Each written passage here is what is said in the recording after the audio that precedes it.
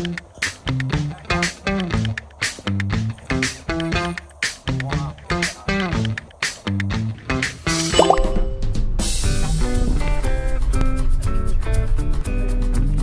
masasabi mo sa trip na?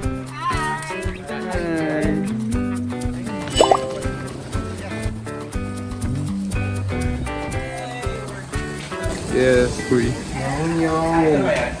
Everything. All of it. Whoa. Wow, nice. Tour guys. So, ito yung room natin here sa Villa Sebastian. Villa Sebastian. Diba? So, ano siya, the whole place for parang 8,000 pesos. Actually, maluwag siya in fairness. Maluwag siya in fairness ha. Dalawang room. How it looks like. So this one is the whole place. Ayan, the whole place. So we got here the, ano to? Dining area. Yeah, para pwede tayong bumili ng pagkain. Common area. Pwede na. This is the first room, guys. Actually, pwede magstay dito 6 people or twin size bed ito. And meron tayong parang balcony. Ayan. This is where we can actually hang.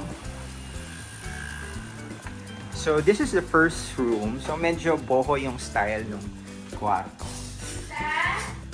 May shower area. Yan. They're having halo-halo. Ito yung binili sa halo-halo. The melted halo-halo. Ilo-ilo. Iloko? Ay, di Iloko. Yan. We got a fridge. Ay, tapos may complimentary food pala tayo. Sea Gypsy. And this is the next room. This is second room. So same size siya. Same CR. So say hi, Mom. Hi.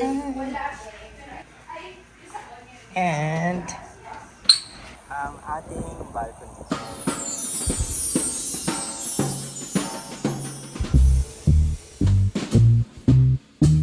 This is our lounge. Yeah. It's a common area. Ah, okay. Laki pala yung place, no?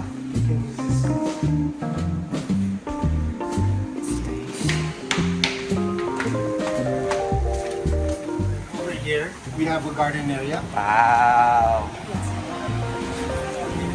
Oh, nice. Kailan pa to? Matagal na tong place mo? But I just joined 2020. Okay.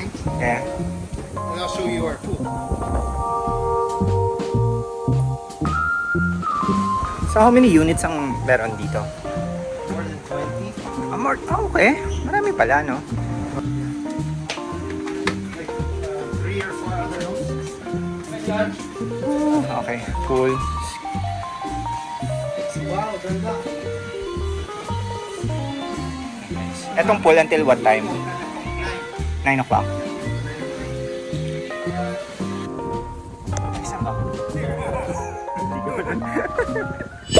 I can actually put down the link if you wanted to stay here. Honestly speaking, yung place pa lang, pwede ka nang mag-chill lang. So, tanaw din natin yung dagat.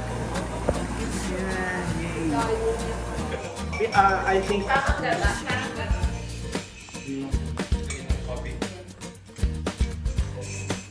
Ay, tour ko kayo someday.